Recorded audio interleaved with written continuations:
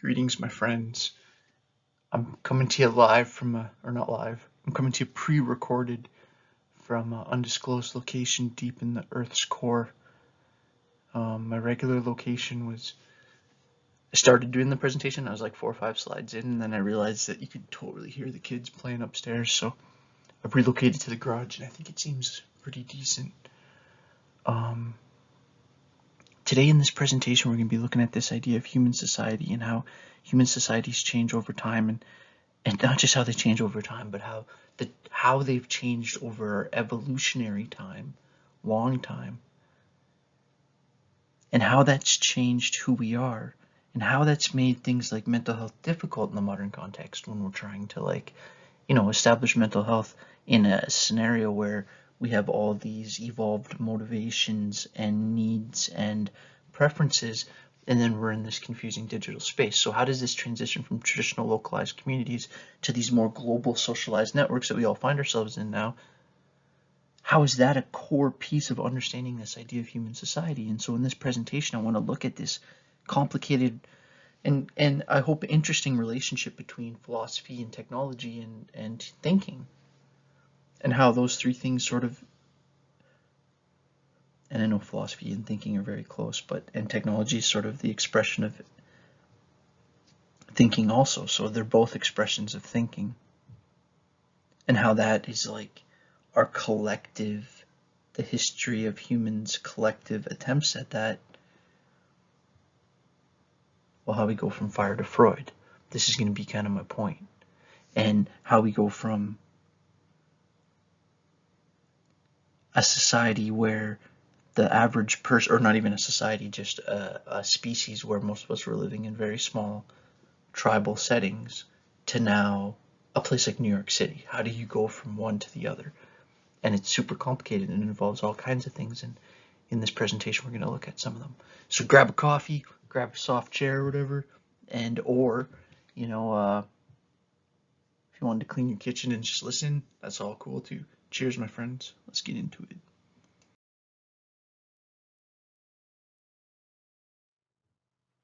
So I actually currently use this as one of my books to prop up my second monitor, but I don't mean that as any disrespect, just because this is a massive textbook. It's one of my biggest books, and I've had it for years, and like I used to have it at my desk at Conestoga, and students would come in and they'd like always comment on it, because first of all I'd teach them about aspects of this. I taught them more about the kind of middle, like the Renaissance Enlightenment era, and I have relied a lot on this.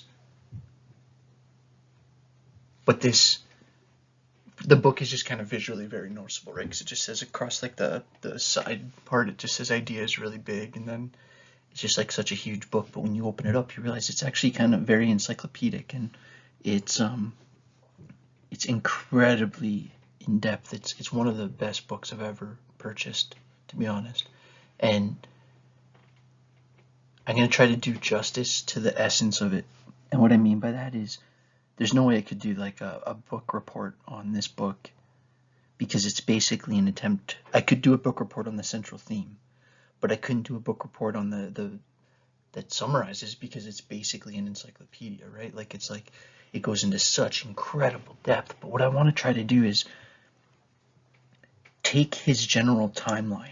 So in this, he does a great job at mapping it out, right? Like that's one of the hardest things about trying to do any kind of presentation, looking at, well, the history of thought from fire to Freud.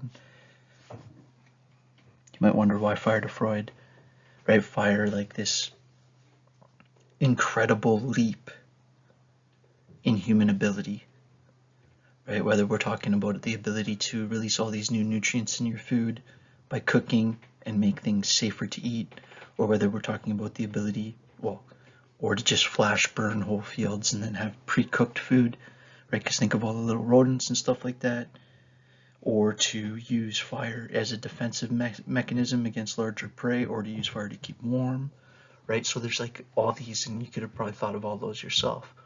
And then it's like Freud and the idea of the unconscious, and this book kind of tries to make that leap, and it's kind of an interesting combo, because the unconscious as a Promethean element too, right? Because like the Greek story of Prometheus is how humans get fire, and it's like, anyways, that's just a random comparison that I freestyled, but that's like the more important point here is what I want to do is look at his general timeline and then try to build it in a way that's interesting for you and show how like this is all actually an interesting part of the story, and how some of these ancient empires and how someone like Shakespeare and then how someone like Da Vinci and then how somebody like I don't know, Francis Bacon or David Hume or Spinoza or Plato or Socrates or Buddha or Lao Tzu and Confucius, and what about all the scientists inventing things like physics and biology and microbiology and guys like Pasteur who are learning all of this stuff about like bacteria and how to make things like fermentation. If you're wondering where I'm kind of going with this, it's like, yeah, this is like kind of the history of ideas, and that this is actually the history of you. This is the history of the people that came before you that were your same species.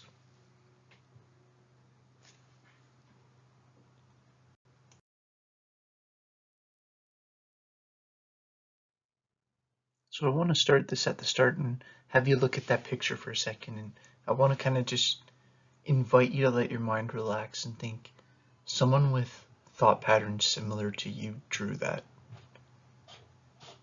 We can get lost in the woods all day, and interestingly, but we can talk all day about like, is it a spiritual painting? Is it like just somebody drawing? Is it like actually somebody displaying it for others to see? Is it like part of some shaman's like religious ceremony? Is it just are we overthinking it and it's just more common and we just haven't found more of it, so we think that it's super significant, but really there's drawings all over the place?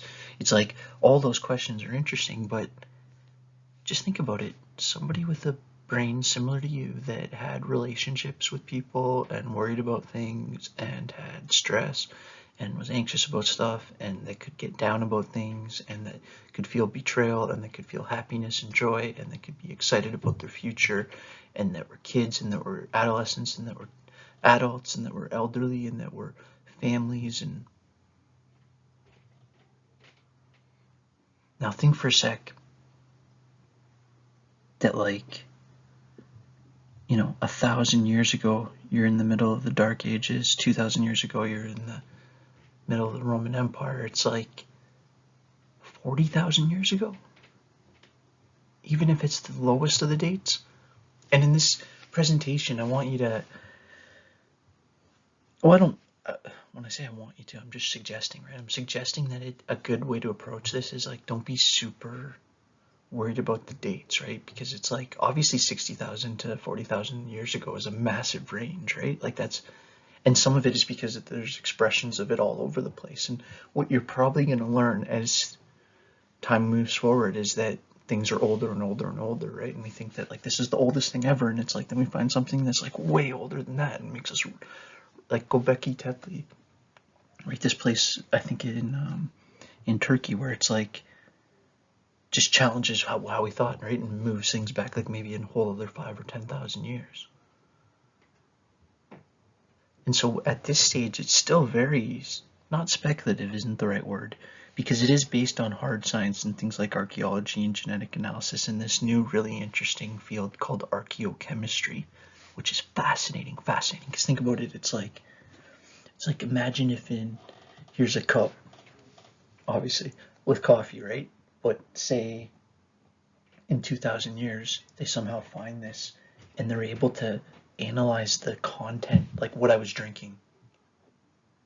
Like if you put it in a different way, if you find like in Jerusalem, you find like an ancient burial chamber and you find a chalice that you think had wine in it, and there's any remnants, remember when you're talking about DNA archaeochemistry, you're talking about trace levels, that you could tell what they were drinking, like specifically like what was mixed with the wine. Okay. Yeah, and I'm going to give you access, all my students, to this PowerPoint, and you can click the Cave of Forgotten Dreams, or you could just Google it, that name, because it's the specific area in It's in France, I believe. In France and Spain, there's all kinds of it, right? And it's in China too, and it's in there's cave paintings in BC, and there's cave paintings all over, and there's cave paintings in Mesoamerica, and there's cave paintings in Africa and in Australia, which is really interesting, and it's showing this, like, the reason I'm like spending a bit of time on this is because this is like kind of the earliest expression we have of human thought. This is way earlier than writing or stories or monuments. That at the deepest level, our ancestors stained rocks. That's the oldest thing we have. So it tells an interesting part of the story.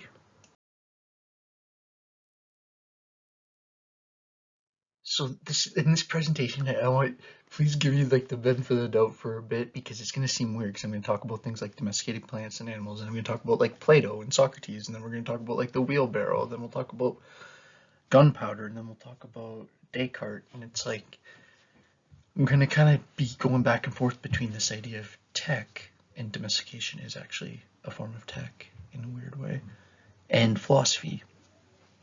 And this is, I thought, actually a pretty amazing graphic, right? Looking at domestication, looking at like present day as the far right.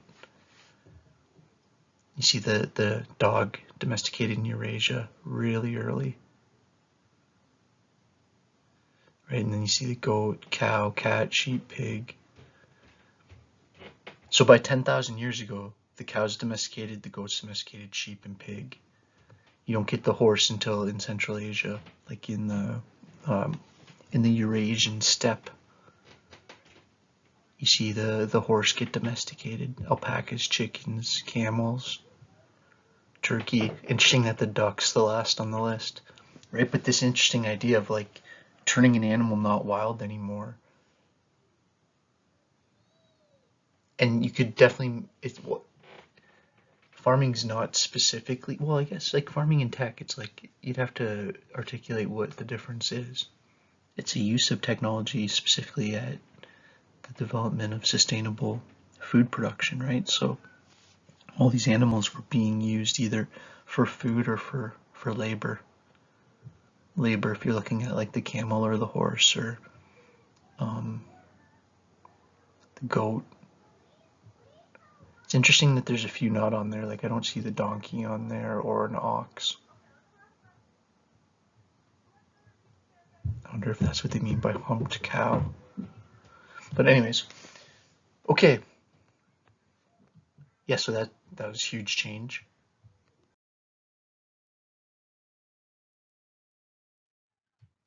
So I wanted to share this quote from Watson with you. No invention has been more important for human progress than writing. Just think about that for a sec. It's like, well, it's why, even though he wrote this in 2005, if somehow his book survives for another 1,000 years, somebody could read that sentence. It's like no other species has that ability. We know things like orcas and chimps and even bottlenose dolphins and lots of the like sperm whales and stuff. It's like we know they teach their young, but they can't skip generations beyond their existence, right? Like a whale can't teach their kids, grandkids, but you could write a book that your kids, grandkids could read and learn about, say, like gardening, just because I brought that up on, or farming.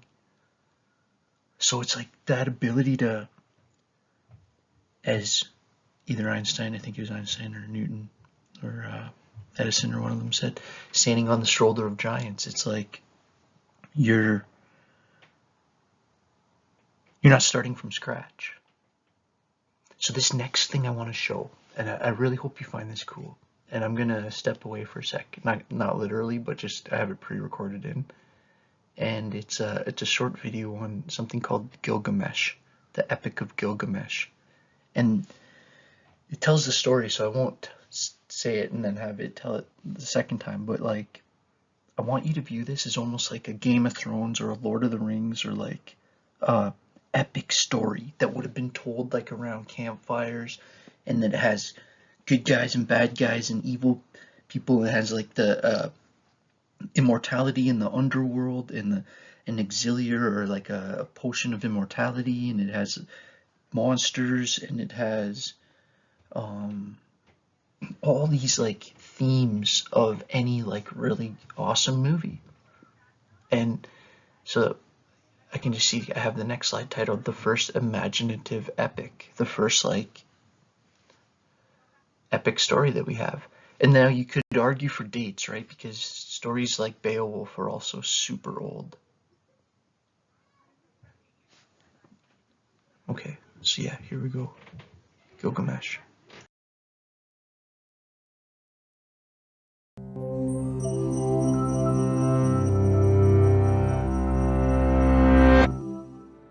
In 1849, in the ancient city of Nineveh in northern Iraq, archaeologists sifted through dusty remains, hoping to find records to prove that Bible stories were true. What they found instead was one of the oldest libraries in the world. Inscribed on crumbling clay tablets was a 4,000-year-old story, so riveting, the first person to translate it started stripping from excitement. Called the Epic of Gilgamesh, the story starts with Gilgamesh, king of the city of Uruk, crashing every wedding and sleeping with the bride before she has a chance to sleep with her husband. To tame Gilgamesh, the goddess Aruru created a rival called Enkidu. Enkidu lived beyond the walls of the city, where chaos reigned and wild animals, invaders, and evil spirits prowled. After a priestess of the goddess Ishtar seduced Enkidu, the wild animals beyond the wall rejected him, and he ventured into the city. There he encountered Gilgamesh, up to his usual tricks. Enkidu stepped in to stop him. Almost perfectly matched, the two men wrestled all through the city streets until Gilgamesh won the fight by a hair. Afterwards, they were inseparable. With his new friend, Gilgamesh turned his attention from the brides of Uruk to proving his strength in combat. They set out to slay Humbaba, a creature with 1,000 faces who guarded the trees of the forest of cedar. They tracked Humbaba and ambushed him. Cornered, he begged for his life, then cursed them as Gilgamesh dealt the final blow. Back home in Uruk, the goddess Ishtar took a romantic interest in Gilgamesh. Knowing she tended to lose interest and curse her former flames, Gilgamesh refused her advances. So Ishtar unleashed the Bull of Heaven on Uruk to destroy crops and kill people. When Gilgamesh and Enkidu slayed the creature defending the city, the gods killed Enkidu. He entered the House of Dust, the shadowy Mesopotamian underworld where the spirits of the dead knelt eternally on the ground, eating dirt and drinking stone. Grieving for Enkidu and terrified of meeting this fate himself, Gilgamesh set off beyond the cosmic mountains to seek immortality. He passed scorpion people and groves of gemstone trees, traveled beneath the mountains and outran the rising sun until he finally came to the end of the world, where he found a bar. The bartender was a goddess named Shiduri, who urged Gilgamesh to give up his quest. She told him all mortals must die. But until death comes, he should enjoy his life. But Gilgamesh refused to give up. Reluctantly, Shiduri gave him directions to cross the waters of death and meet the immortal man Utnapishtim. The gods had granted Utnapishtim immortality following a great flood, during which he'd built a boat, loaded 2 of every animal onto it, and landed on a mountain peak. Utnapishtim also encouraged Gilgamesh to accept that death comes for everyone, but Gilgamesh still would not budge. So Utnapishtim told him that if he could conquer sleep, the gods might grant him immortality. Gilgamesh intended to stay awake for 7 days, but fell asleep immediately. Utnapishtim then told him about a magical plant that grew at the bottom of the ocean and granted eternal youth. Though Gilgamesh successfully retrieved the plant, a snake stole it on his way home. But when Gilgamesh laid eyes on his beautiful city again, he made peace with his mortality and vowed to spend his lifetime doing great deeds. He wrote his story on a lapis lazuli tablet and buried it under the city walls for future generations to find and learn from. The tablets uncovered in Nineveh were part of the library of the Assyrian king, Ashurbanipal. Though the story is mythical, Gilgamesh was probably a real king of Uruk. Versions of his tale date to 2000 BCE and perhaps even longer ago, and still echo through literature today. In the nearby Sumerian city of Ur lived a high priestess and princess whose epic poems would influence the likes of Homer and the Hebrew Old Testament. Learn more about history's first author with this video.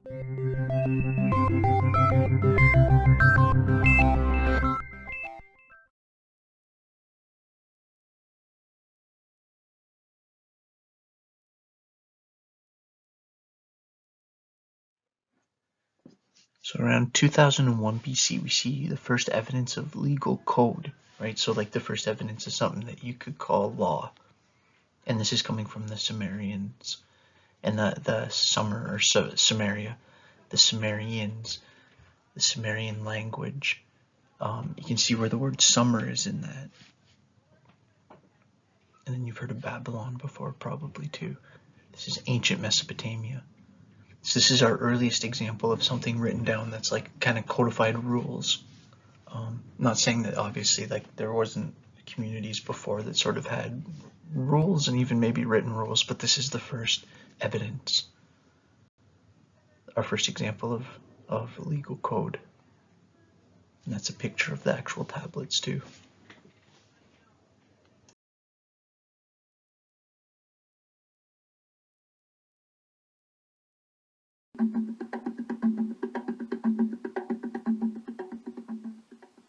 Ah, the wheel. Where would we be without this rotating wonder?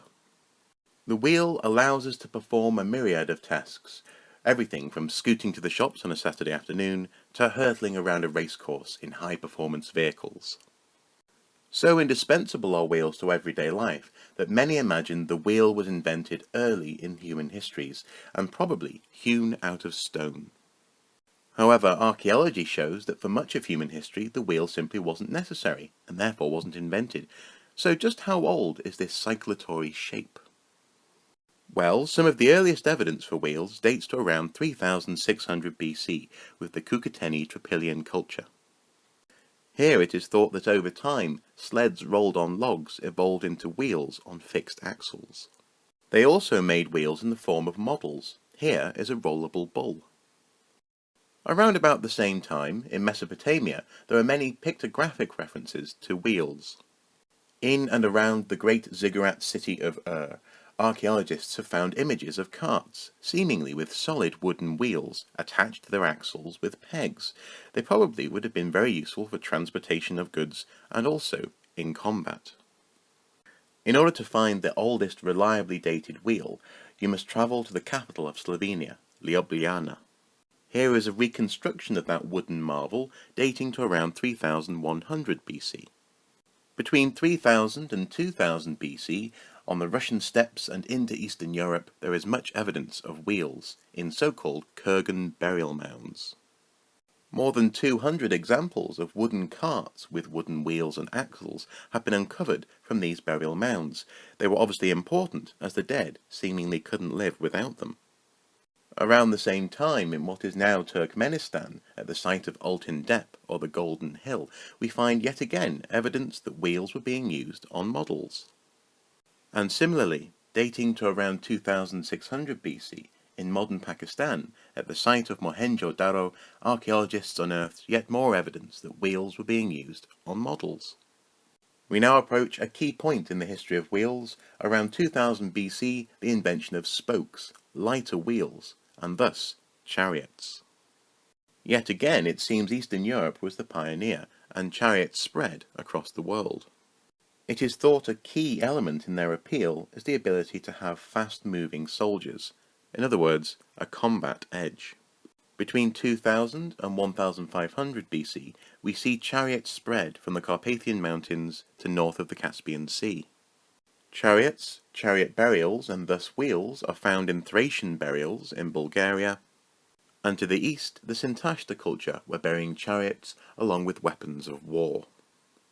The ancient Greek city-states saw the arrival of the chariot, and thus the spoked wheel, around 1500 BC. Though, as elsewhere, it seems the wheel may have had a precedent with models, the chariot took on a role amongst the ancient Greeks in combat and ceremony. But it seems across the city-states, chariot racing was the most popular use of the wheel. The heritage of the wheel used on chariots in China was established in Luoyang around 2002. Dating to around 1200 BC, archaeologists uncovered several chariots, along with horses, but don't worry, it seems they weren't buried alive. As elsewhere, it seems such chariots were used for everything from leisure to warfare. Of course, I would be remiss if I did not mention the chariot technology which had spread south to Egypt. Pharaohs are often depicted on chariots, either racing or fending off whole armies single-handedly. Such chariots were extremely well constructed, strong, agile, and light. When it comes to wheels, Britain was a late developer, the earliest evidence for which comes from Flag Fen. This wooden wheel dates to the Bronze Age, around 1300 BC. However, around 1,000 years later, around 300 BC, in Wetwang in North Yorkshire, the wheel, and indeed the chariot, had taken centre stage. Buried with the chieftain, this was high-end Iron Age technology, composite wheels with iron rims for durability. Again, it seems that usage ranged from warfare to racing, ceremony to the grave. Soon after this, we see the rise of the Roman world, and their most famous of wheel-related contributions, that is, of course, roads. On the Appian Way in Italy, you can even see where wheels have worn tracks into the stone. It seems that Romans borrowed their chariot technology from the Etruscans, who loved to race them. And as with many things in the Roman world, they could not help but supersize the event. Now this is all well and good, I hear you say, but what about the Americas? What about the New World? Well, so far it seems the full-blown wheel was simply not invented. Some cultures, such as the Olmec, were technologically advanced, famous for their stone sculptures, for example, but the only use for wheels we have found seems to be on models or toys. A lack of large domestic animals possibly meant a cart was simply never developed. From solid pieces of wood to wheels we know and love, this has been far from a comprehensive history of the wheel. There are many other wheels I could have mentioned, including wheel pendants found amongst Urnfield graves. Or quite literally, the world of wonders opened up by the invention of the potter's wheel. But we have at least seen something of the origins of a technology which has been so important to human history. So, whether you've taken your car to work, or maybe decided to ride in on your unicycle, be you hurtling along the track of a death-defying roller coaster, or coming in to land your prized plane, or even just carting round your shopping in the supermarket, take time to appreciate the wonderful wheels around you and the thousands of years which have gone into developing them. But remember that wheels are not a Stone Age invention, they are relatively new, and for far longer than we have had them, we lived quite happily without them.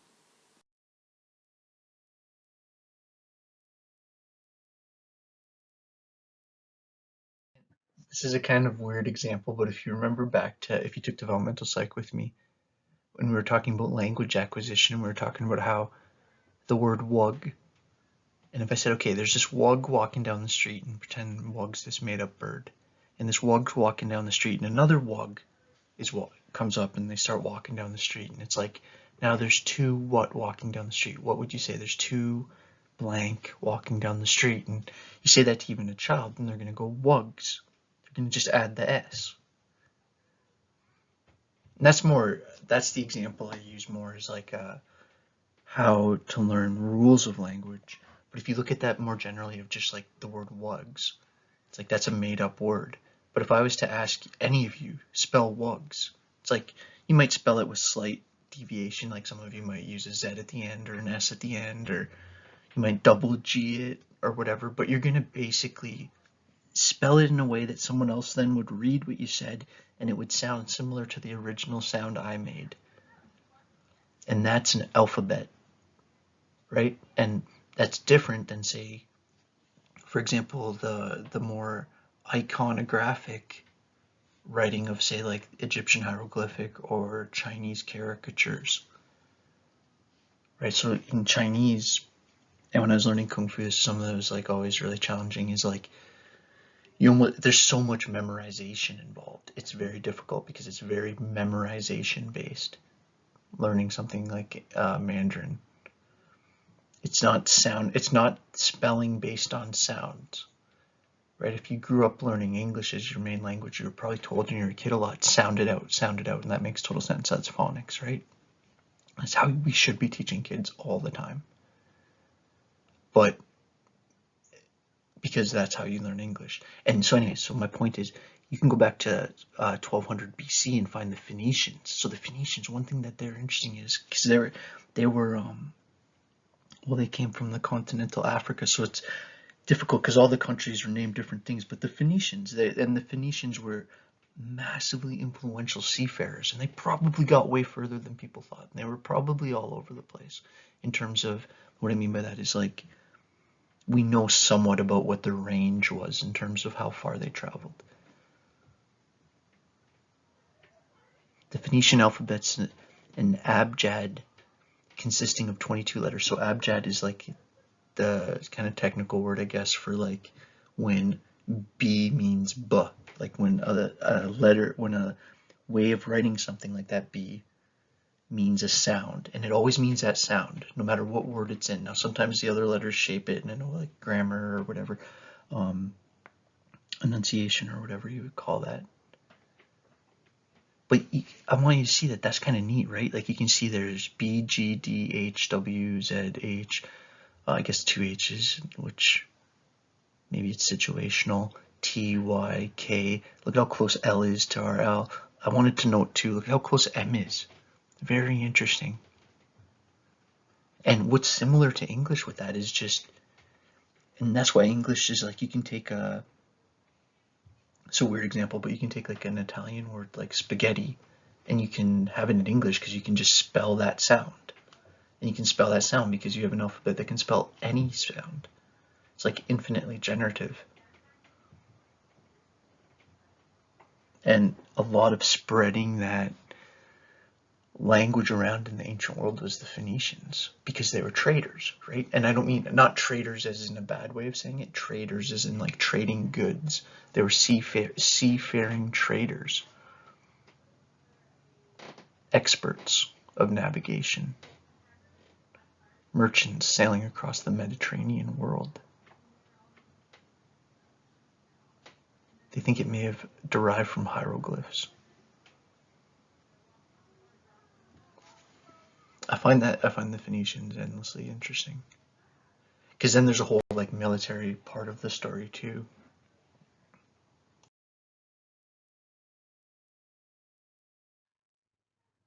So now we're in 640 BC. This is the first sort of coin.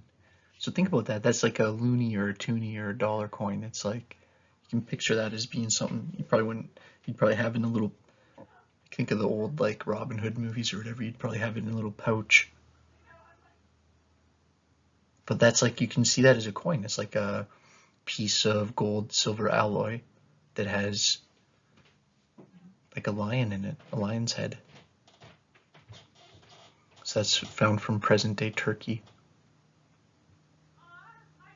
Yeah, and I just put there, like, there's a slightly different date on the website that I found the picture than what Watson says. This is going to be with all this stuff, right? So I'm going to, I think I say it actually on one of the slides, but when there's discrepancy between dates, I'm going to just stick with Watson's dates, but I'll try to like acknowledge the areas where there's some discrepancy. And the only discrepancy is like in this specific scenario is in dating methods, but usually it's in that there's a lack of clarity. So I'll kind of explain that case by case.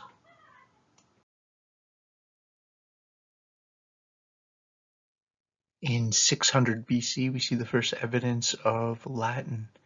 And this is going to be interesting because Latin is one of these interesting to look into scenarios because it becomes so dominant and it influences so many other major languages. Like it's going to influence Italian, Portuguese, Spanish, French, Romanian, and then Latin and Italian and French, which are all also Italian and French were influenced by Latin. All three of those have huge influences on the development of English, right? Like English also has its Anglo and its Saxon and its Celtic and its Gaelic roots and Germanic influences, but it has huge influences on all this, right? And then it also becomes like this important language because they say that Latin's like a dead language, which is meaning that since people aren't really speaking it that much, it doesn't change. The meaning of the words aren't changing.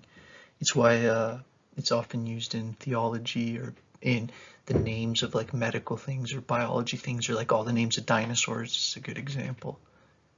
It's like what a pterodactyl means isn't going to change. It's like that's a Latin word. And it's sort of interesting that it was originally this like part of, you can see why they say the boot of Italy, right? I mean, sorry, the boot of Europe. That Italy is the boot of Europe. So Latin would have been like a part of this Italian peninsula, you could call it. Although at that time it wouldn't have been called Italy, right? That's the Roman Empire, right? Because Rome's in Italy.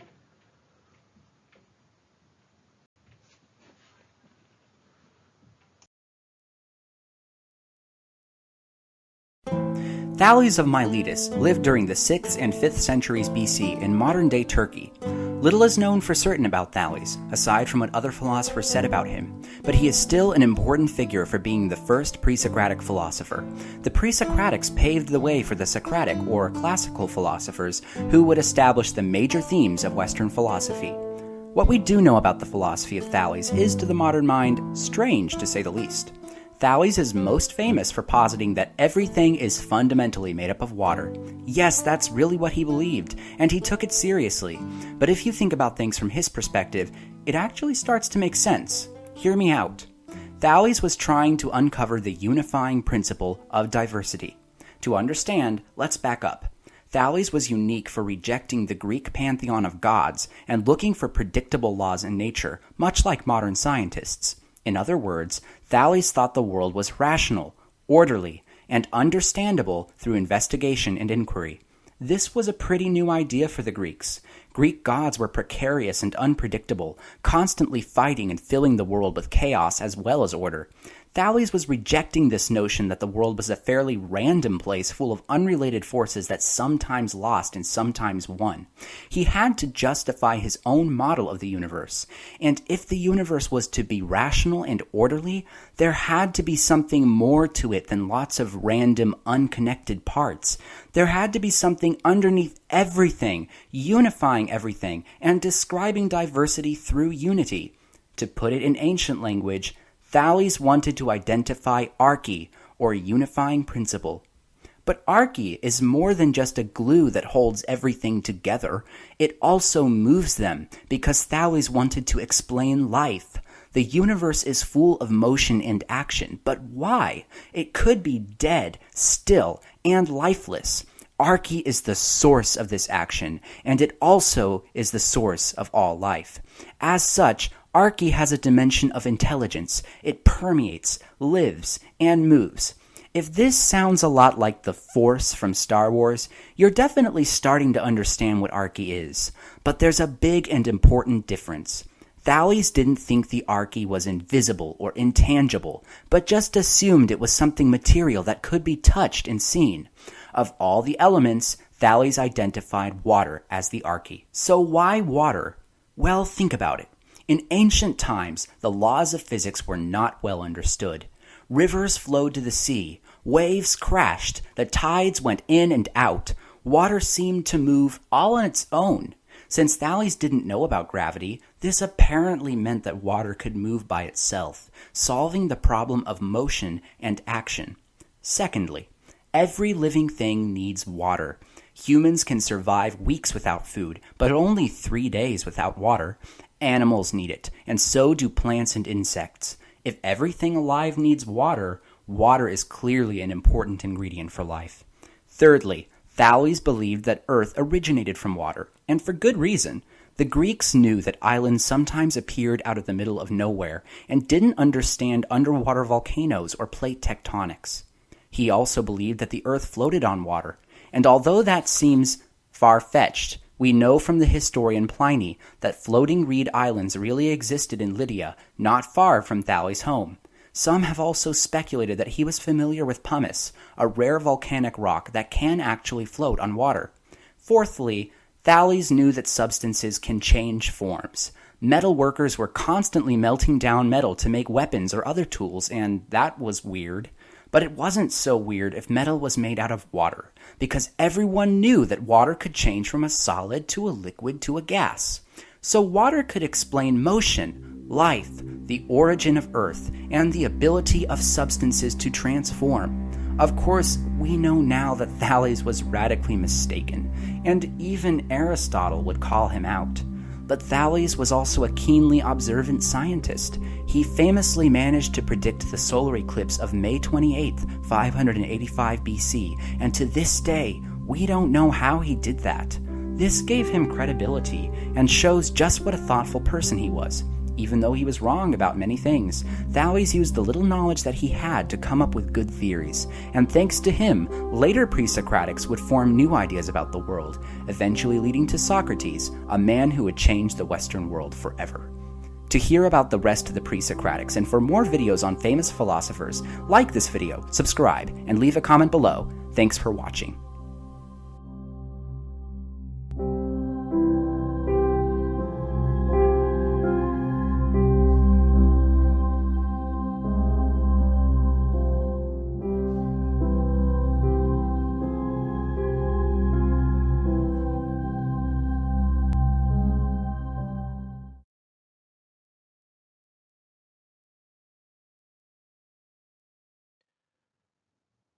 "538 BC, Buddha begins his travels."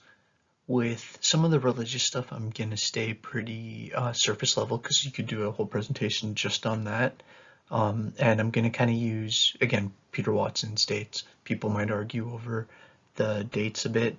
He's a pretty, I trust him as much as I trust any researcher. So I'm going to just use those dates with the caveat that I'm open to suggestion if you think I've misdated something. But yeah, so Buddha's like beginning his travels. So this is like 538 BC. He's starting to like develop this following and teaching this eightfold path, or this idea that like actually has a lot of similarities to modern psychology and cognitive behavioral therapy, and this idea of like actually what you focus on all day and how you understand things and make sense of things and what you think about and how you use your words and the actual behaviors that you engage in during the day in your livelihood. That's also related to behavioral conduct, and that how you're like directing your effort and your attention and your mindfulness and your concentration and all those things. It's like how you're actually living and expressing yourself, behavior, psychologically, emotionally, socially, is this noble eightfold path. He said this 8-step path. So what I'm going to do with some of these people that I think are really important to mention is I'm going to just kind of bring them up and mention a core idea and show sort of where they fit in the story.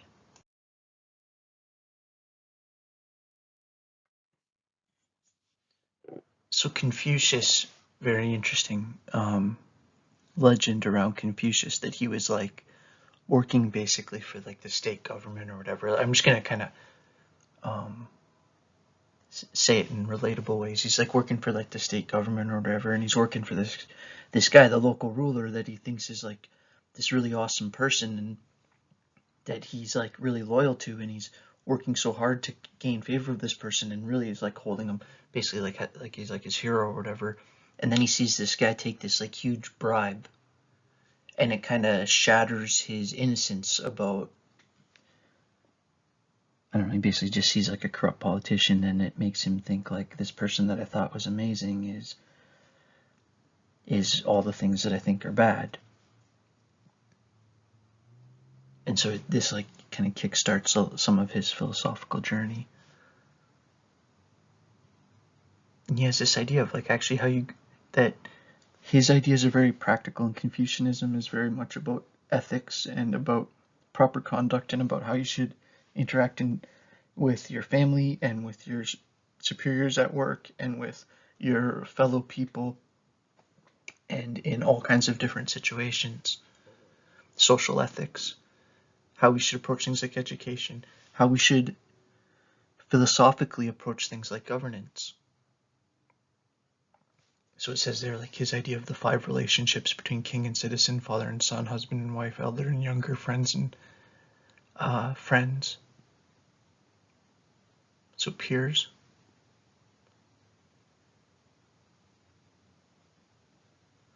He talked about wisdom and trustworthiness.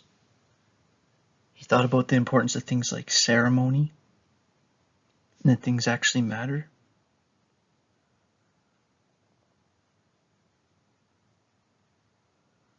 There's this story of like they were going to sacrifice this goat or something, and like, again, please excuse that I'm sort of freestyling some of this, because these are just things that have really interested me for a long time, but sometimes I like blur details a bit in the attempt to tell the broader story.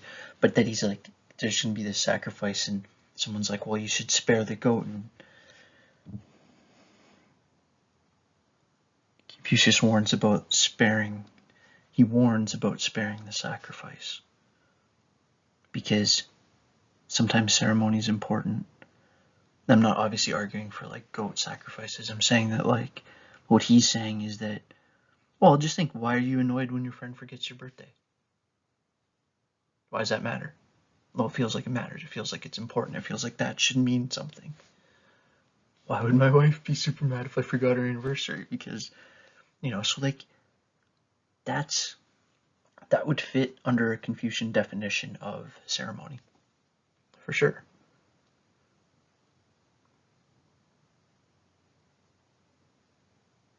Benevolence, propriety, righteousness, wisdom. So he was very much, if I was going to make the Greek comparison, he would be like, I would make his comparison to Aristotle, and I'd probably compare, Buddha to Plato, and Lao Tzu to Socrates. Be like the most awesome philosophical verses of all time. Okay, so Buddha's coming from India, Lao Tzu's coming from China, and so is Confucius. So sorry, I got out of order there. I'm going to do Lao Tzu next.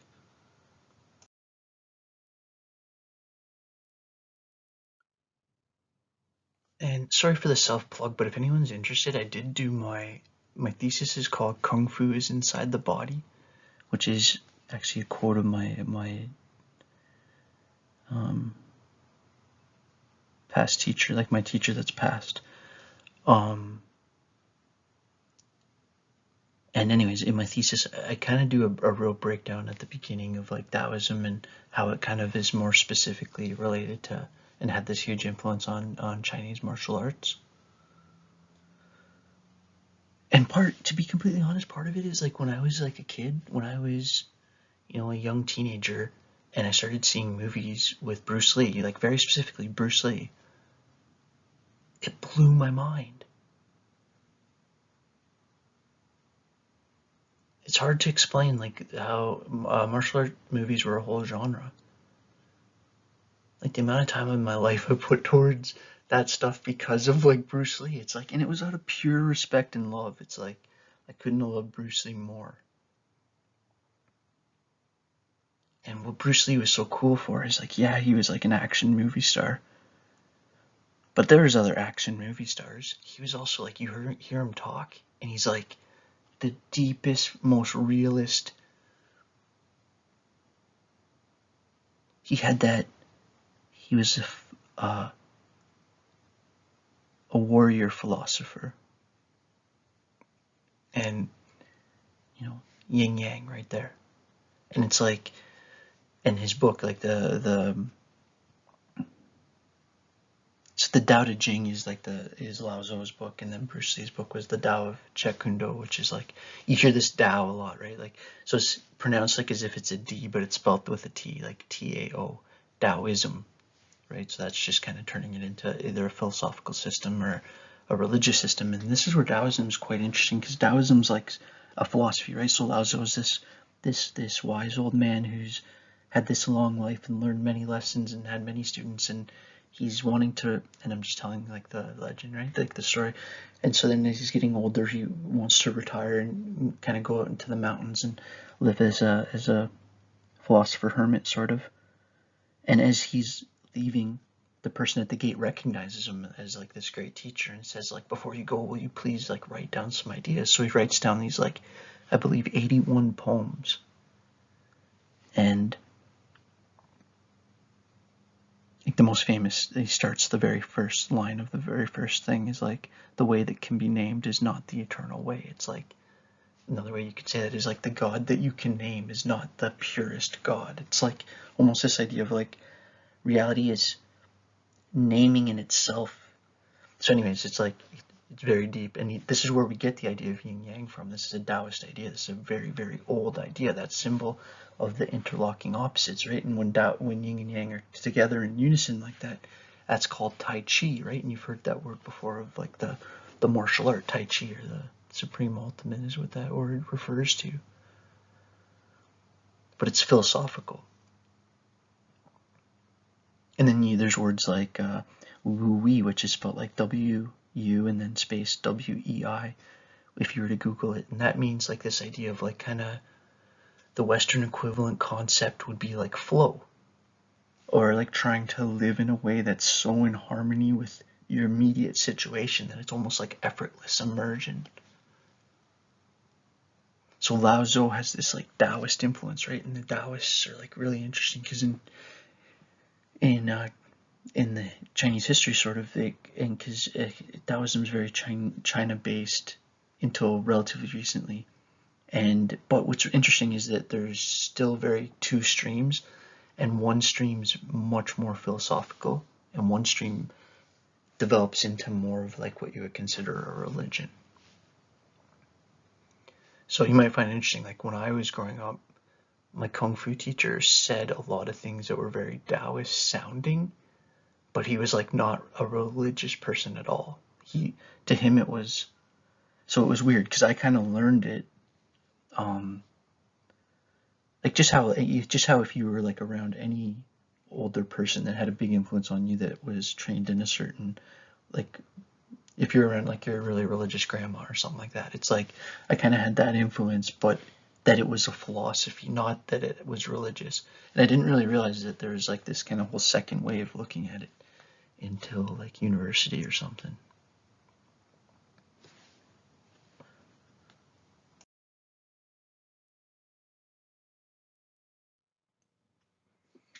The golden age of Athenian philosophy. At this point, I want to turn our attention a little bit to, well, mainly here we're going to be looking at the top of this chart, but I thought that this was pretty cool in how it kind of laid out some of the roots and early links. And we've just looked at Buddha and Lao Tzu and Confucius, and now I want to kind of change attention to speaking about Aristotle, Socrates, and Plato. And let's look at this connection, this Greek philosophical tradition, this Athenian philosophy. Athenian.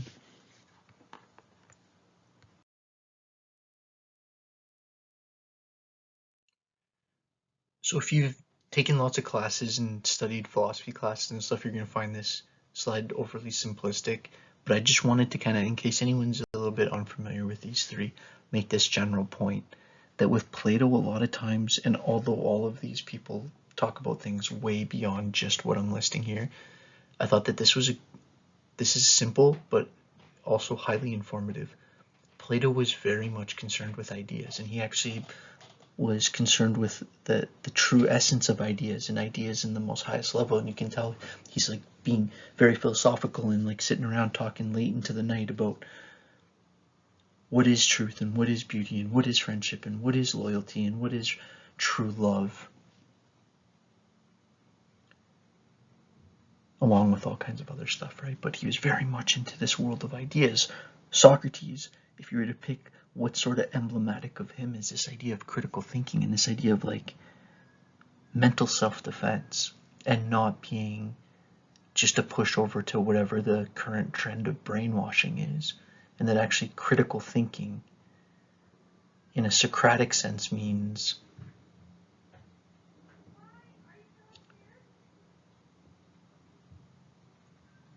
developing the confidence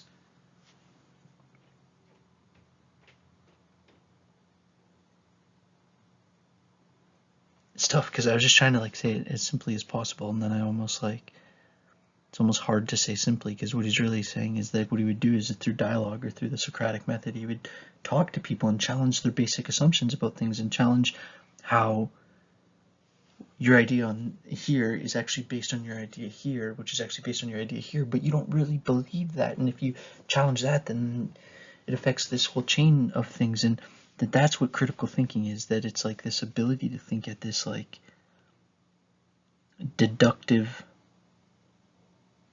investigative way. And he thought that you could get to deep places in conversation through this kind of dialogue, this kind of back and forth. And then Aristotle, and I'm saying this in the wrong order because Socrates comes first and then Plato and then Aristotle. And Aristotle was like the ultimate philosopher. And he wrote books on everything from ethics to rhetoric to how to write plays to biology and medicine and books about animals. And he was an absolute complete philosopher.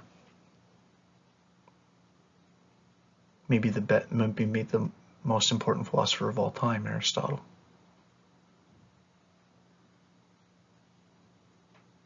Right, and then, we're going to look a bit later at some of their Renaissance counterparts that are going to come way later. Like if you look at I like to joke as the Ninja Turtles, like the Da Vinci, Michelangelo, Raphael.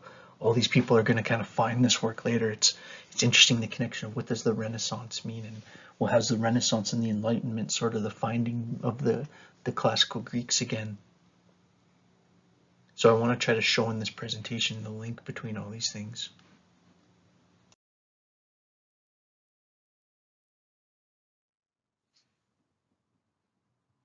I'll explain why I have that title. Why Socrates hated democracy. Remember, he was voted to death by the mob. That's one reason.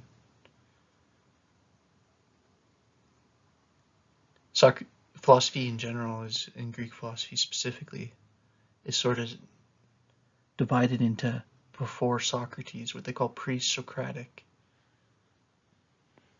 Right, so you have a huge role when in the development of the field, when like it's sort of divided by when you're there, and that's kind of the cut point, right? Because it's so interesting, because after Socrates, the three people I'm going to talk about today, like one of Socrates' students was Plato, one of Plato's students was Aristotle, and it's so fascinating that they're like in direct lineage, and Plato knew both. And Socrates was concerned with these questions, and he was this traveling teacher, right? So eventually we're going to get to more like the turn of the AD BC split, time of the historical, when Jesus would have been there. And again, with all the religious stuff, I know that people have different beliefs about everything, and I'm going to try not to be like, I'm going to try to be as down the middle as possible, just not in a fake way, but just in a way of like, my goal isn't to argue all those points, it's to sort of set things on a larger map of historical time. And so this is about almost 500 years before that. And so Socrates, but almost in the same area. That's what's so interesting, right? Because keep in mind, like obviously, like it was called the Roman Catholicism, or like the Pope being out of Rome. Think of what Rome is. It's all in Italy. This is all like the Roman Empire, the Greek Athenian world, and Sparta and all that. That's like kind of the Greco-Roman. First time I ever heard that word was as a kid with wrestling. I heard Greco-Roman wrestling. It's like if you watch Olympic wrestling, that's called Greco-Roman wrestling.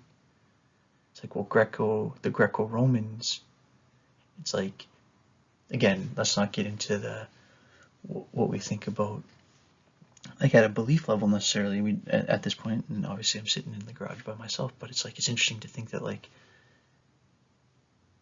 if Jesus existed and was walking on the earth, he would have been aware of the entire Greek mythological system. He would have been aware of Dionysus. People around him would have been worshiping Dionysus and would have been aware of Plato and Socrates. And to me, that's so fascinating. And so anyway, so this is basically my point is just it's the same part of the world. Socrates was focused, and the reason that it's kind of interesting that I randomly started talking about Jesus, and I'd be the next on a long list of people that have made comparisons between these two people. At least if you look at their story, right, that they were both these traveling teachers who had followers who then became, like you could almost look at, and again, I mean this in all due respect, I'm just making comparisons, you could almost look at Plato as Socrates' Paul, and then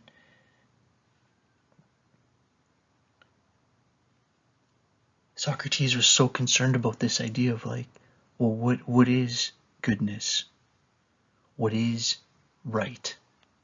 And what's right when you doing what you think is right devastates my family?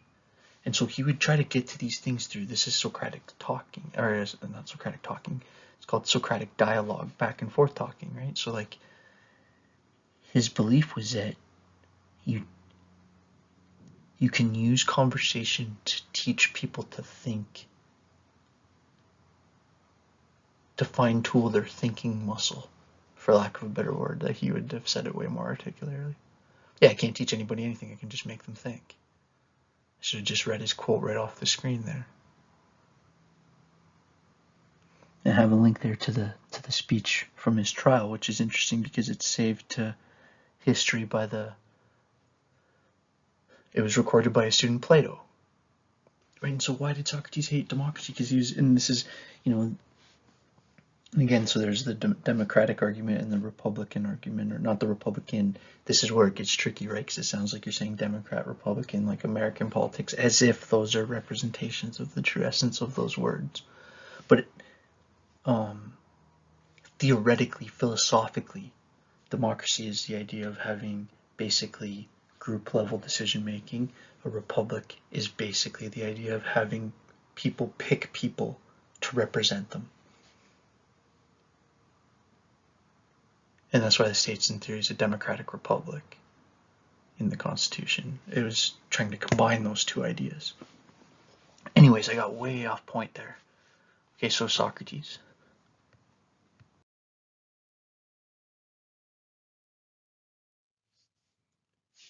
So we've already mentioned Plato in this course, like when we were talking about the cave and some of that in the Rosetta Stone presentation. I thought that this was kind of cool, just the graphic on the left where it sort of shows the timeline and how they overlap, and how Socrates and Aristotle wouldn't have known each other, but Plato would have spent a lot of his philosophical development with Socrates, and then spent like a lot, like they overlapped it. He overlapped with both of them, which is so interesting. And that things like the Peloponnesian War was at that same time too. And then you see on the right, like that whole, what's called like pantheon, or like a family tree of the gods.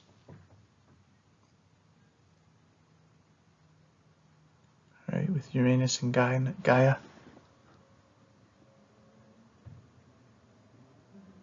It's like fascinating. I can't quite see that. It's like that image. So if you look at I have those like where it says like t.ly and then the slash. Those are like shortened URLs for just like, and so it doesn't have like a huge thing. But if you just like click that into a browser, you'll be able to find that image. The Greek god family tree. It's pretty interesting. I wanted to make a point here though.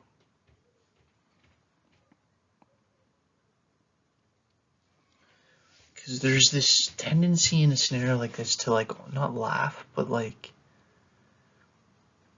Like even if you look on the second row from the top on the right and you see like Atlas holding the world.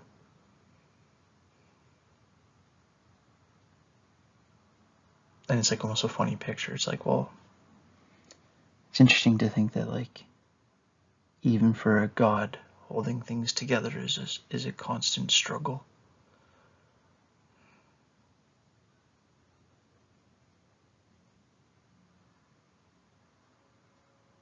And again, so my point I'm making is like, first of all, this is just an aside point, but the other part that no one talks about is that the oldest religion in the world is the Greek religion that involves these gods. And it's sort of the religion with no name, or sometimes called the Euclidean mysteries, or just the Greek mystery schools. And they had these festivals with the Oracle of Delphi that everyone could go to once, and they would have these experiences that were more real than real, according to Aristotle. You weren't allowed to talk about it. They all went there.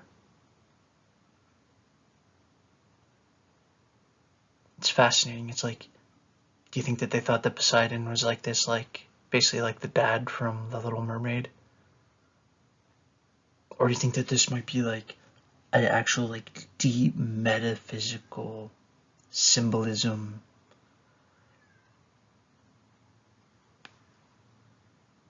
I'm not making an argument that it's true. I'm making an argument that it's, well, maybe I'm making the argument that it's true but not real, if that makes sense. That I'm not arguing that like Atlas existed, but Atlas represents like a complex aspect of human nature in historical time, complex, somehow captured in this complex metaphor. And to dismiss it all as just like nonsense is nonsense itself. I think this is again, you could probably argue it's the oldest religion in the world. You could argue, I don't know, you could say that maybe there's roots to Hinduism, some of the, not Hinduism, but some of the things that were beliefs that later became parts of Hinduism would be very old. So again, now I'm just like trying to freestyle think if I can think of anything older, but it's at least one of the oldest. I think I'm comfortable saying the oldest.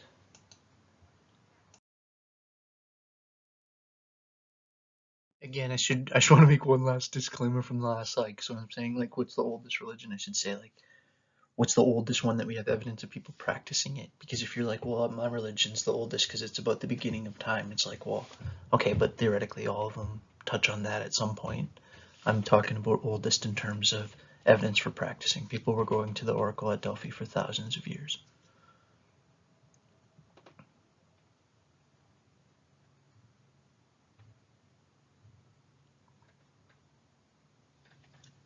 (336 BC), Aristotle starts to classify the natural world, right? And yeah, he was like, that's sort of what I was saying before. It's like he's almost like Encyclopedia Britannica in one person. He's like writing whole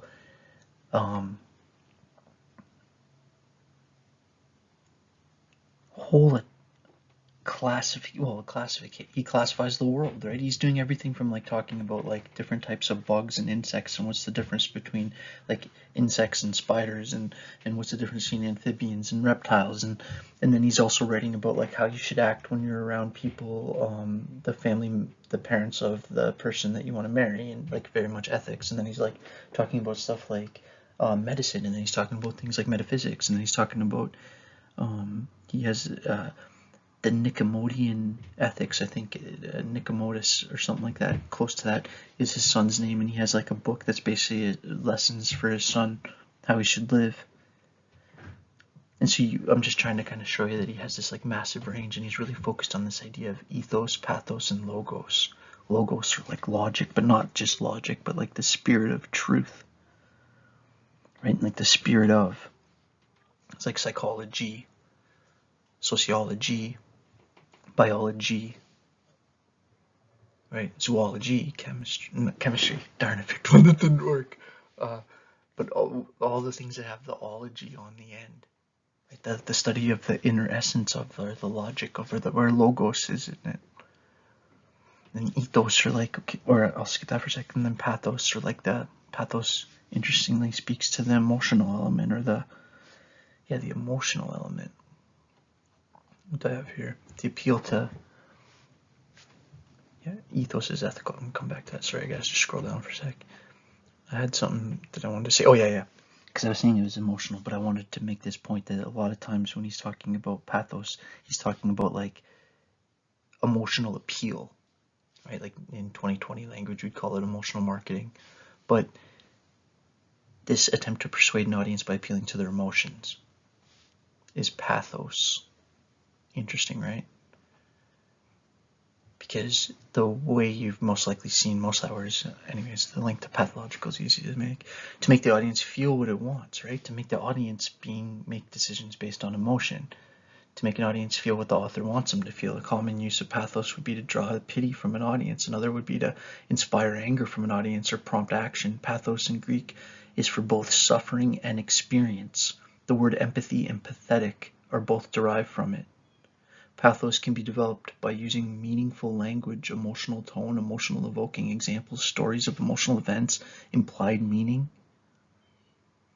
That was actually I'm going to read this next to you. Logos, or the appeal to logic, means to convince an audience by using the logic or reason, right? So basically to like convince through argumentation, through a well-crafted narrative. The use of logos would be to cite facts and statistics, historical and literary analogies. So it's like this example and it's like this statistic, citing certain authorities on a subject. Logos is the Greek word. Listen to this. This is neat. It's the Greek word for word. It's the word for word. So the study of psychology is like, what are the words of psychology? What are the words of sociology? And I'm not just talking terms. I'm not saying terms. I have here word in quotes, because the true definition goes beyond that and can be more closely described as the word or that by which inward thought is expressed, and inward thought itself. The word logic is derived from logos, as you can kind of see, obviously. Logos can be developed by using any advanced theoretical or abstract language, citing facts, very important to it, using historical and literary analogies, I think I already said that, and constructing logical arguments. And then just to round it out here, ethos, or an ethical appeal, means to, okay, so he's basically saying that there's just like three ways. So he classifies the world, and then I'm saying here that I thought that this was an interesting point to hit you with, this pathos, logos, ethos. He said that if you understand this, you understand a lot of the social situation, that a lot of the ways people are going to try to influence you or well, stay with that, are going to be from one of these three things, either through logic-based, through emotional manipulation, or again, like the common term is emotional marketing. Or ethos, or this ethical appeal, means to convince an audience of the author's credibility. I'm someone you should trust. It's not logic. It's not feel emotional pity for me, now listen. It's not here's my reasons, now listen. It's who I am, now listen. An author uses this ethos to show his audience or her audience that they're a credible source and worth listening to. This word in Greek is the same word as character. It's the same word as character. Think how wild that is if you think about it. That they're like,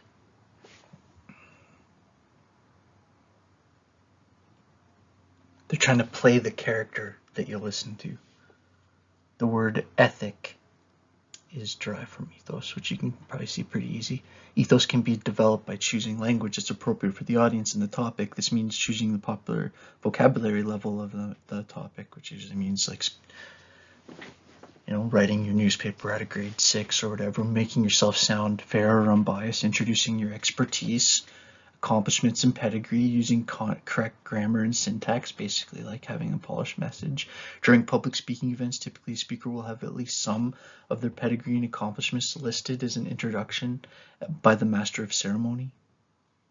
So again, so the point here is like, okay, it's either by logic or by emotion, pathos, or by emotional manipulation specifically, because it's not emotion in general.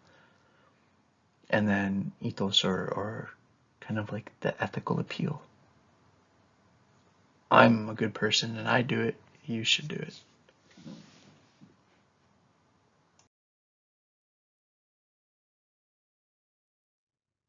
So Aristoteles, and excuse me if I get that pronunciation wrong, I think I got it right.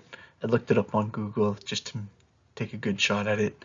But more importantly, and you'll see this person's name around because I remember seeing reference to it, because where was I that I saw the museum that had, maybe it was in Copenhagen, where it was about Copernicus, and it had like his drawings, which we're going to get to way later. And this is my point, is that like this is way before Copernicus.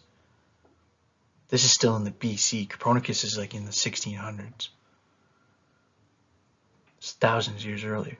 Right, over 1,000 years earlier.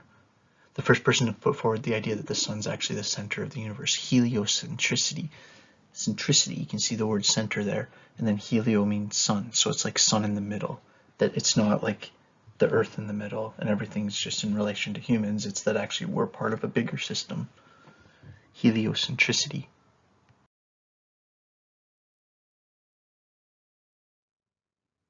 By the second BC, we see the use of paper in China, and at first paper is very expensive, and it's through this silk generation process, right? They were feeding it to silkworms and then producing silk, and it was this very expensive, almost at an ornamental or like very the nobility had access, and then they started to learn ways of doing it with basically with wood, very basic, like basically early types of pulp, and it's interesting because they guarded it as a secret. So China had paper for a long time before anybody else, and then what actually happened was they were in a battle with the Turks. You might actually have it in this presentation on an upcoming slide, but it was stolen and taken back to the Iraq area, and people kind of reverse engineered it, and that's how it spread outside of China. But think about it, if you had the ability to have this paper that you could take record on much easier than anybody else, it's like your ability to record stuff and stay on top of things and organize would be incredibly enhanced.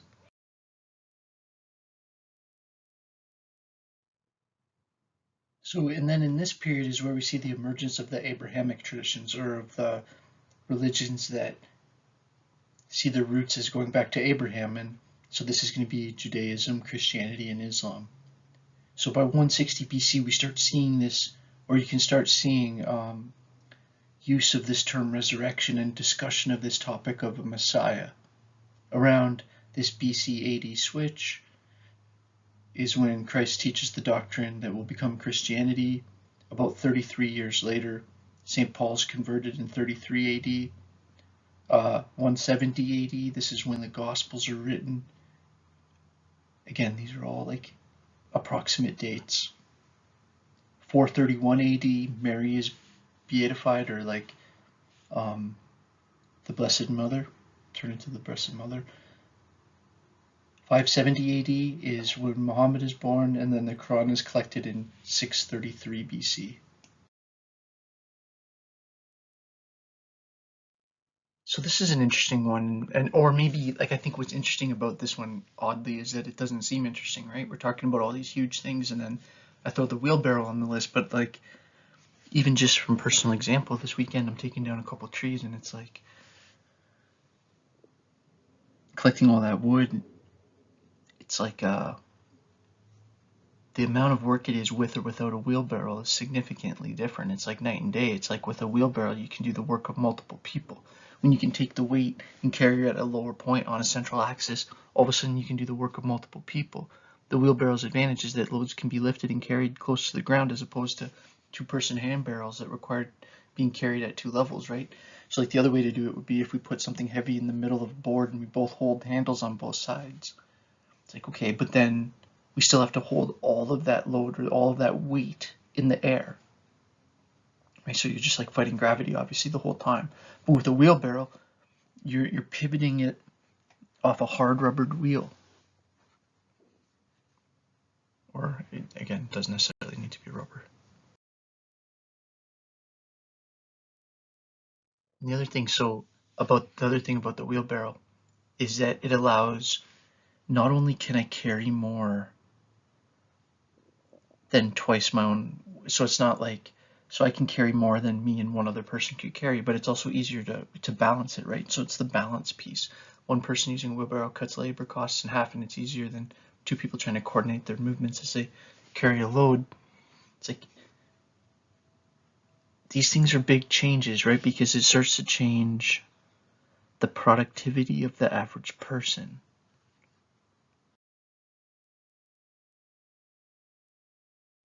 I thought this would be kind of neat too, because at the same time as the wheelbarrows starting to be, we see more evidence of wheelbarrows being used. We also see this increased use of the compass, right? The Chinese were in their attempts to understand the stars, because to them, and you can understand how navigation, if it's based on stars and understanding the alignment of the stars, how then it could be tied in with their cosmology or their understanding of the universe.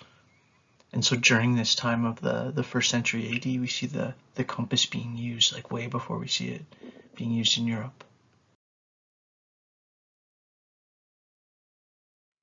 So on the next slide, is a video, and it says like the Middle Ages in 3.5 minutes, which is actually a pretty impressive feat, because the Middle Ages is roughly 1,000 years. It's from roughly 580 to 1580. So it basically is the end of the Roman Empire to the Enlightenment. And sometimes that period is called the Middle Ages. Sometimes you'll hear it called the medieval period or medieval Europe, or like if you go to medieval times, or if you see movies about the knights and stuff like that, it's this period. The Dark Ages, it's sometimes called. It begins with the fall of the Roman Empire, merges into the Renaissance and the Age of Discovery, or the Enlightenment. So basically it goes from, if you view 500 AD as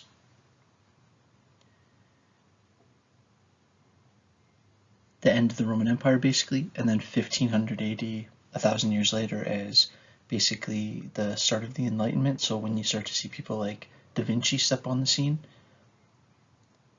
and the time period between those two things is what we call the Middle Ages. Okay, so on this next thing, it's kind of an overview, and it's kind of a simplistic overview, and it makes a few points that we would probably argue with, like about, say, for example, Columbus being the first to find America, when it's like super obvious that the Vikings were in Newfoundland way before 1492 and would have encountered the locals there.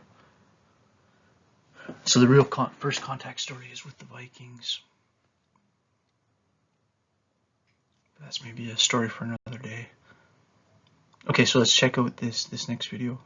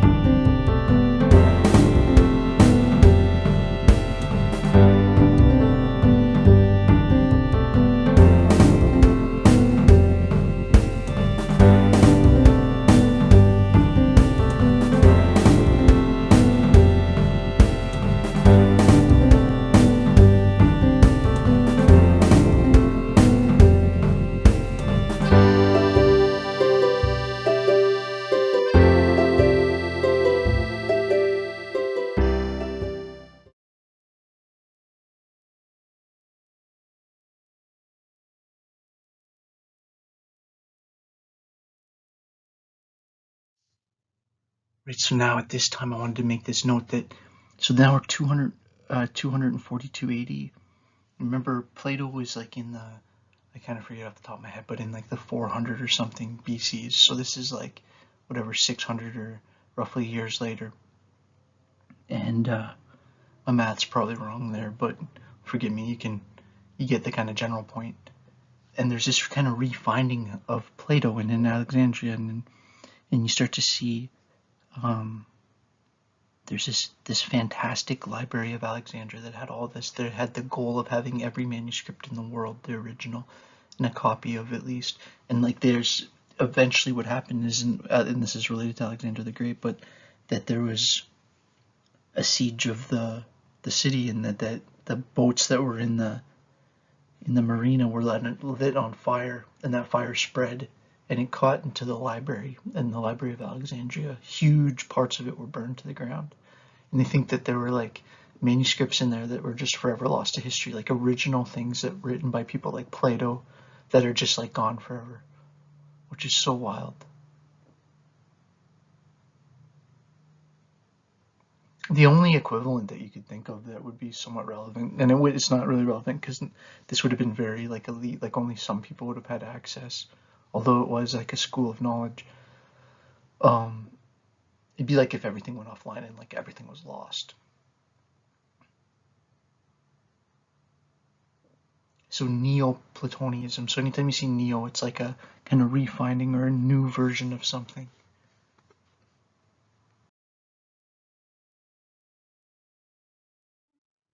This is another one of those ones. It's like, it seems like a small one, and I'll just throw it in here, but it's important because also people started to realize that if you basically put all your carrots in one field, I'm just going to use this as an example, year after year after year after year, the minerals that the carrots take out of the soil starts to get depleted. But if you just rotate it, and you go carrots, and then you go maybe, I don't know, radishes or whatever, and then the next year you leave it open, you don't plant anything, and then you go carrots, radishes, nothing, carrots, radishes, nothing, or whatever the cycle is.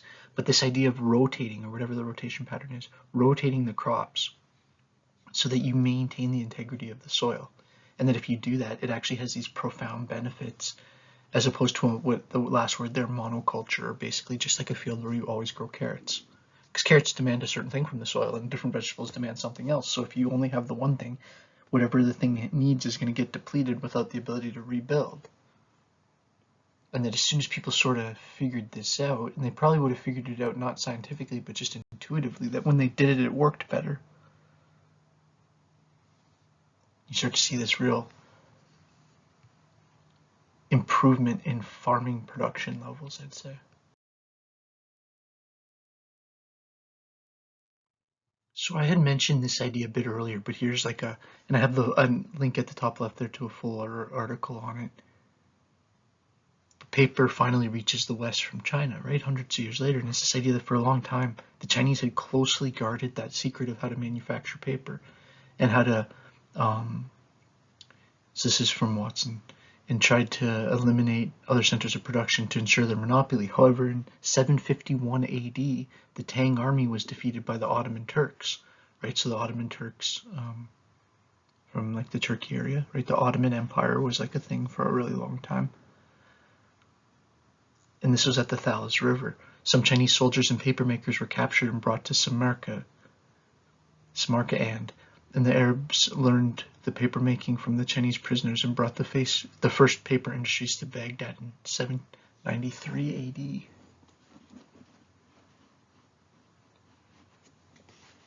So it was actually like stolen from a prisoner of war, the secret of how to make paper.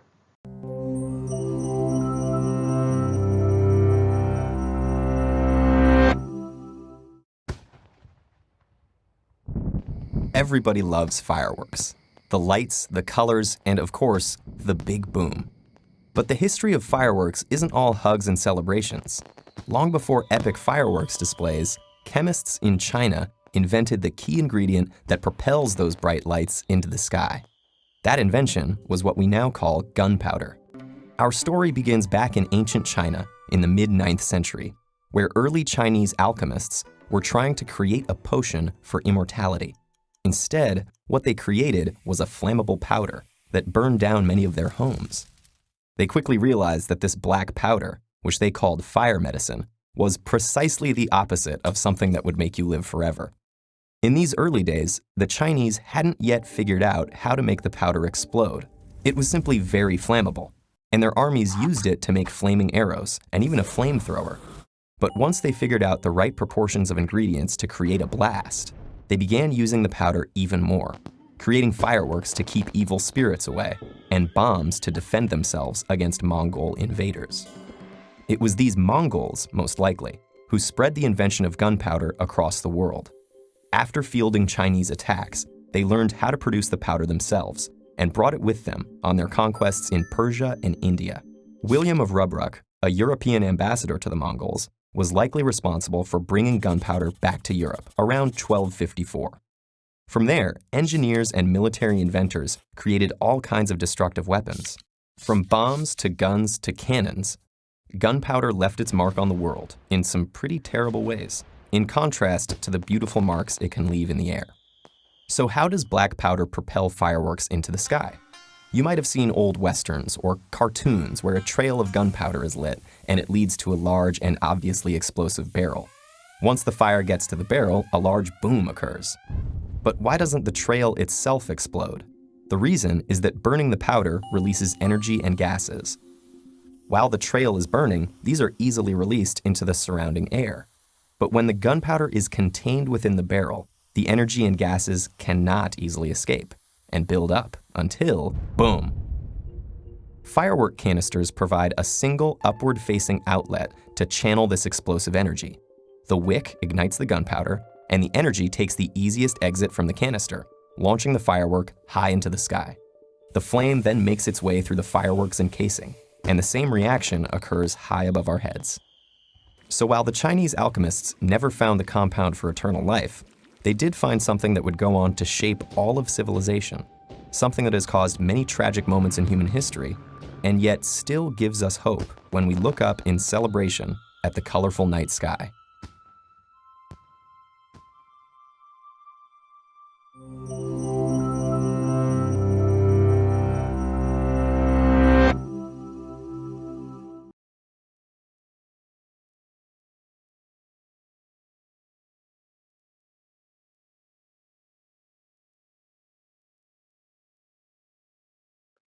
This is kind of interesting. So in 1180, you see Irenaeus teaching law at Bologna University, right? So this is the first class that you could like the Greeks were definitely doing things that like Plato literally had a thing called the Academy where it was like a place of learning.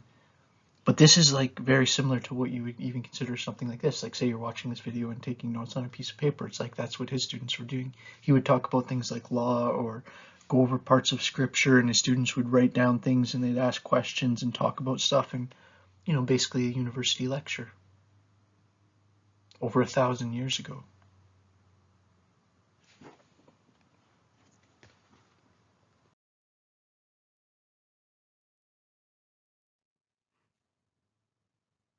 So here we see too, and we see the first teacher named at Oxford, right around 1100. So we're starting to see the emergence of the university system in Europe.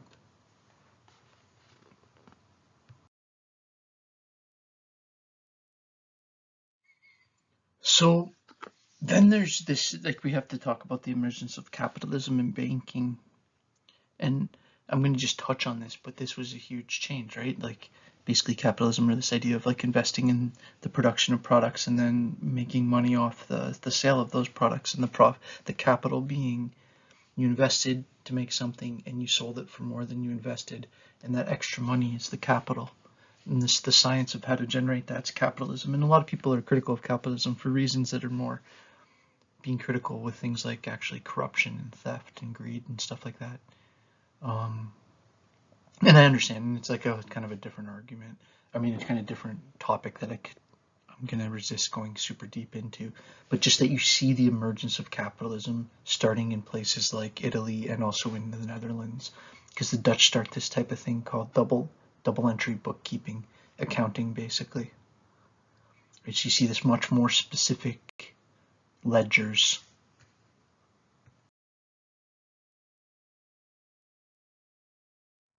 So by the early 14th century AD, we see the explosion of kind of universities all across Europe, all these centers of higher learning, and I thought that you'd find this map pretty awesome, and just how it kind of plots them all along with the year that they were established.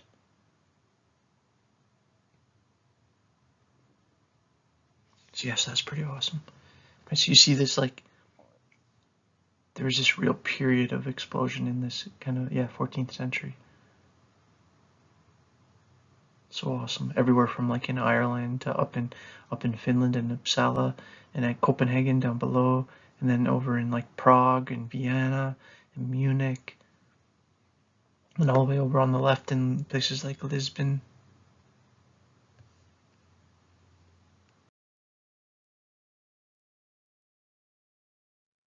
So I'm thinking what I'm gonna do is split this presentation into 2 parts, and I'm gonna do this slide and then show there's like a little short clip on the next slide that's pre-recorded, and then I'm probably gonna cut it off and then I'll do a part 2, just because this file is gonna get huge. I'm almost at 2 hours already and I still have almost half the presentation to do. So, and 2 hours because you'll notice this video will be less, but it's because I have some stuff pre-recorded later in the presentation and that counts in my overall time. So again, this might be a 2-parter or 3-parter. And again, if you're overwhelmed by that, remember, this isn't, you could skip this presentation and come back to it later. It's really a foundations presentation that isn't tied to a specific assessment, but that it's sort of interlinked to all of them. In the early 14th century, you see the first hints of perspective in Western art. This idea of drawing solid objects on a 2-dimensional surface to give this idea of height and width and depth, right? Or this idea of like things being in front of other things. Or you've seen on the sidewalk, like some super skilled artists that can draw things that look like it's like a hole that you'd fall into, but it's actually not, but from certain angles. So that's perspective. There's an interesting article related to that. And on this next video, there's a cool kind of thing that shows it. So again, I want to just say bye for now, and I'll catch you on the next video, which I'm probably going to keep continuing to record right away, but like my daughter's going to be home, my oldest is going to be home from school any minute now, and this is Monday, so part 2 might get recorded tonight, but it's all ready, and I think I'm going to stay out here in the garage for a bit. I don't know what you think of the new setup. They got the Scotland flag over the one side of the ping pong table. I got the 2 ping pong table parts like as my background. I don't know, it's kind of dope. All right, see you soon.